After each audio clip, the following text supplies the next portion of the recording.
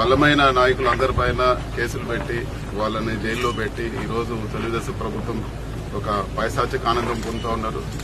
అసలు పిన్నెల్లి గారికి ఈ రోజు ఆయన అరెస్ట్ చేసిన కేసుకి ఏం సంబంధం, అసలు సంబంధమే లేదు. ఇరు వర్గాలు తెలుగుదేశం వాళ్ళు గొడవలు పడి ఒకరు చనిపోతే అకారణంగా ఎటువంటి సాక్ష్యాధారాలు లేకుండా ఈ రోజు పిన్నెల్లి రామకృష్ణారెడ్డి గారిని అరెస్ట్ చేసి 96 రోజులు జైల్లో పెట్టి జైల్లో కూడా ఆయనకు ఈ రోజు హింసించే పరిస్థితి, ఆయన రకరకాలుగా జైల్లో కూడా ఈ రోజు హింసిస్తా ఉన్నారు. వీటన్నిటికి కూడా ఖచ్చితంగా జవాబు చెప్పే పరిస్థితి ఉంటుందని చెప్పి కూడా నేను తెలియజేస్తా ఉన్నాను. ఇలాంటి దుర్మార్గపు ఒక ప్రెసిడెంట్ తీసుకొస్తా ఉన్నారు. రేపు తెలుగుదేశం నాయకులు కూడా ఆలోచించాలి. రేపు వైఎస్ఆర్ కాంగ్రెస్ పార్టీ అధికారంలో ఉంటే ఇలాంటివి మీరు కూడా సహిస్తారని చెప్పి కూడా నేను ఈ రోజు అడుగుతా ఉన్నాను. అదేవిధంగా అధికారులు కూడా, జైలు అధికారులు కూడా, అధికారం ఎప్పుడూ శాశ్వతం కాదు. ఒక వ్యక్తిని, జైల్లో ఉండే వ్యక్తిని ఈ రోజు మీరు హరాస్ చేస్తే ఖచ్చితంగా ఈ రోజు మీరు చూస్తా ఉన్నారు.